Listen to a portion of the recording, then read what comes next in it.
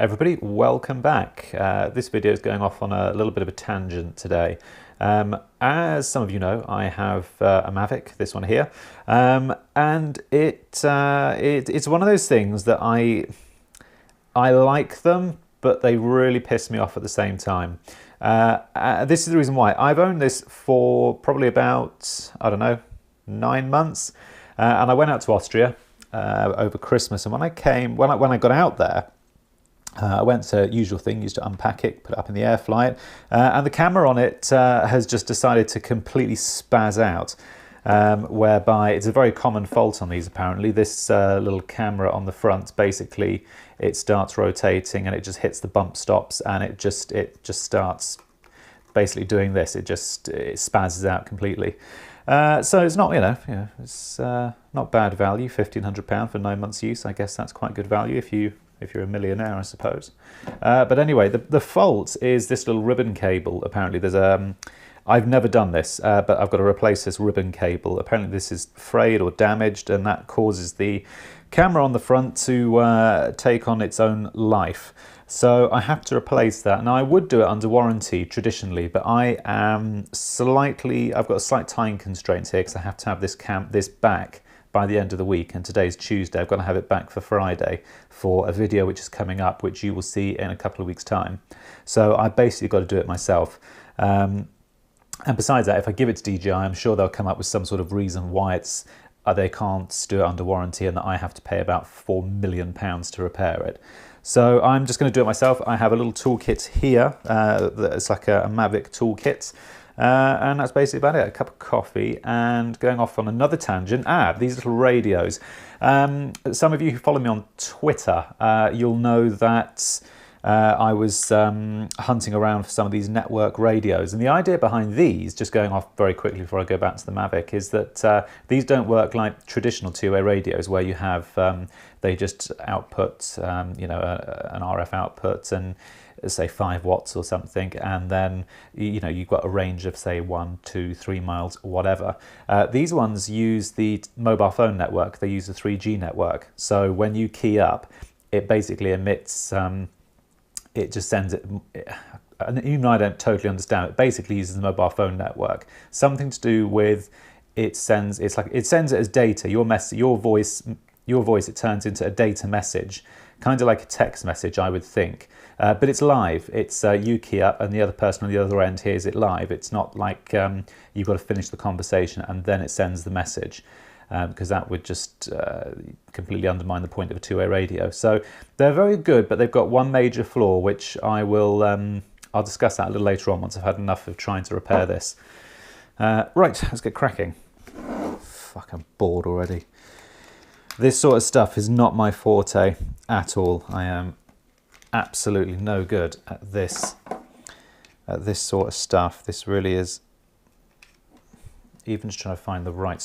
Okay, folklore would have it that I now, having undone all these screws, is giving a little bit of resistance. Just have to nibble my way in. Come on, you. That's a lot of electronics. Okay.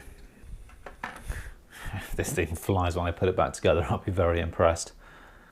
I can feel people already. You shouldn't be flying a drone, you haven't got a license. Actually, for your information, I have.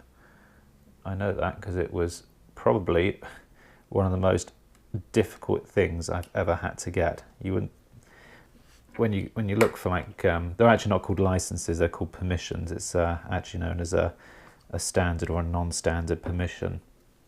And when I wanted to start doing the drone stuff, because I think you can get some. I find it really cinematography, videography, all that sort of stuff. I find it really, really interesting, and I wanted to get the drone and a license, well, permission to fly it, and it was not a cheap thing to do. It was a properly expensive course, but they put your name on the database, and you can work for for profit essentially. You can charge for being a drone operator if you want to do roof surveys and all that sort of stuff. So it's quite cool, but it's turned out to be quite an expensive quite an expensive hobby almost. So these are all the screws just to undo the camera from the drone. I do have admiration for people who do electronics. It's really quite a niche. It's quite a niche thing, and I'm a bit ham-fisted. I haven't really got. That camera should now just drop out. I am facing resistance here. As Big Clive would say, one moment please. Sorry about that. I have managed to get it out, and these little ribbon cables have all come off. I actually broke the front two, so I've actually just ordered a new set on. In fact, there they are. I've just broke the ribbons for the front sensors.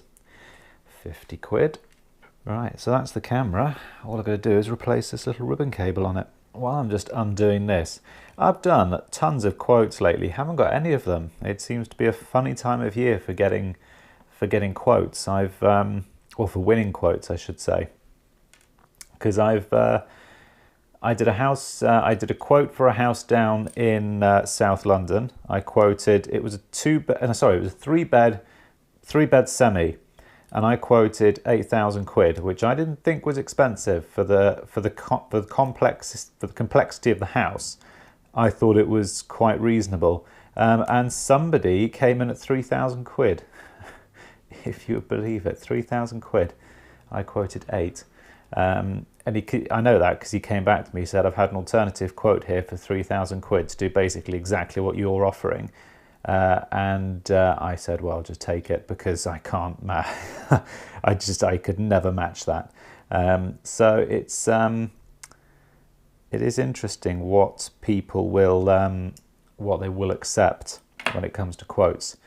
You know, they don't seem to stop and think, well, that extra £5 I wonder what that's for. You know, it's not to line my pocket. I mean, in reality, I couldn't even do the job for 3,000. I couldn't even get the materials. If you had to add up the true cost of a job, you know, it's all very well saying, oh, 3,000 quid, you could easily do it, and that you can't. I don't see how it's possible. If you actually genuinely weigh up all the materials you need, I don't see how it's actually possible.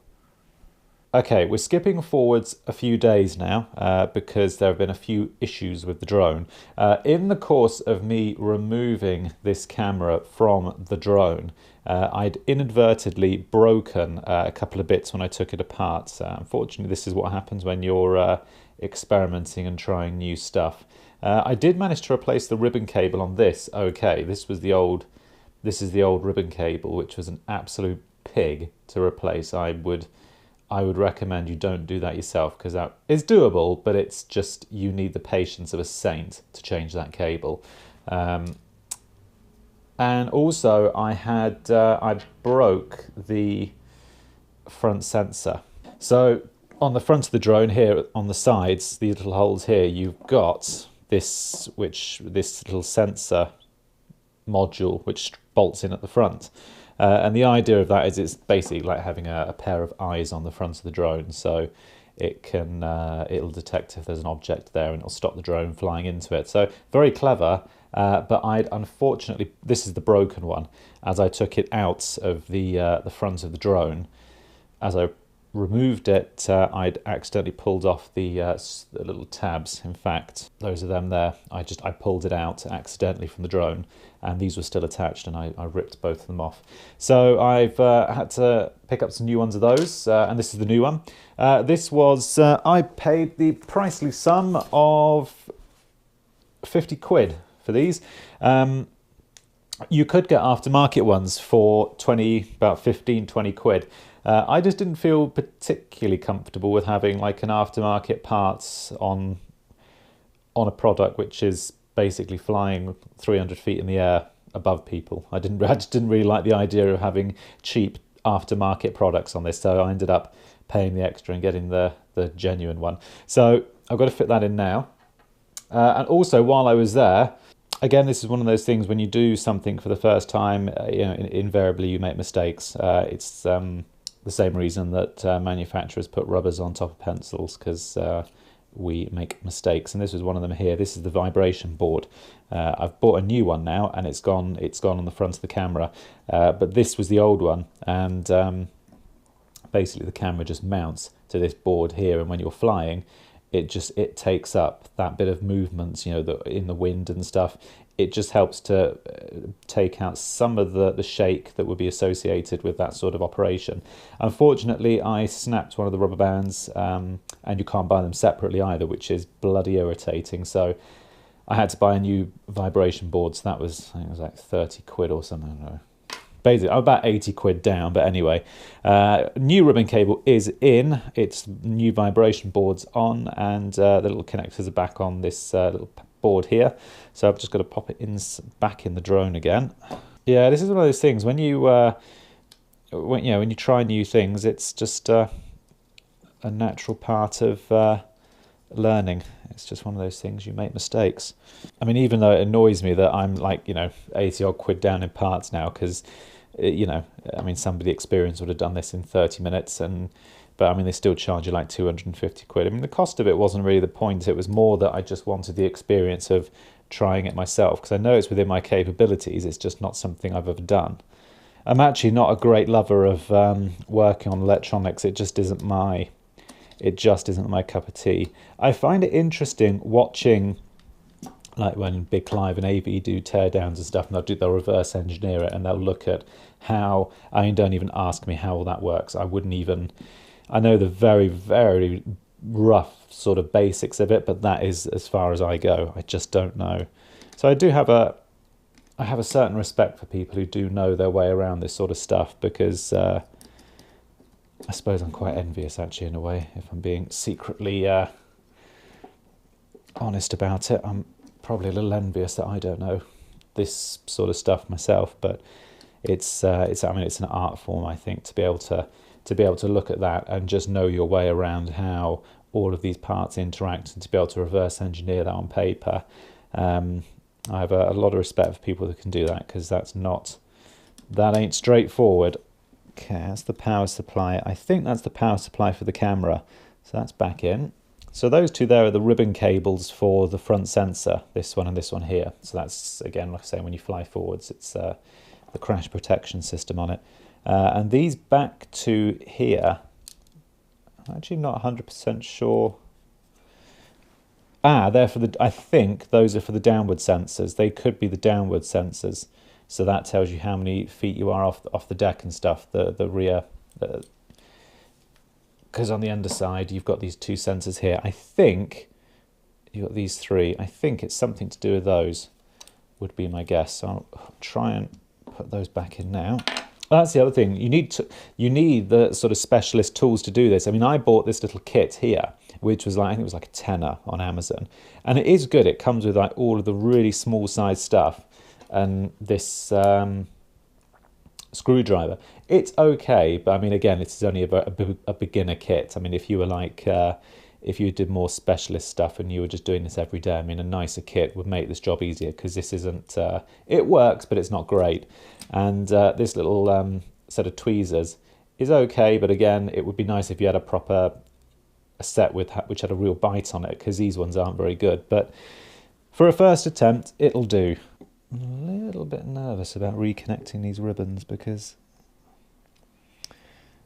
these are so delicate. It's just, listen to me, you little asshole. All right, okay. I believe the next step is covers on. Right, that is apparently, that's it. So that's my little pile of bits that I've replaced. So one vibration board, the ribbon cable, which we're not sure whether it actually works yet or not. Because it might not actually have been that. That was what on the internet they were saying, is if the camera starts to spaz out and do this, apparently it's the ribbon cable. New set of sensors and all the screws that came with that, but I didn't need those because I already had the screws. Right, let's see if she works. Christ, here we go. A little mushroom cloud over North London is about to form, I feel. Okay, hasn't gone bang yet. All right, here goes nothing.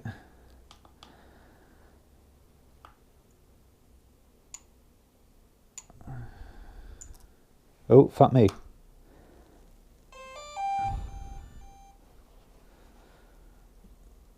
Hey, look at that. Alright, can I get the props to start?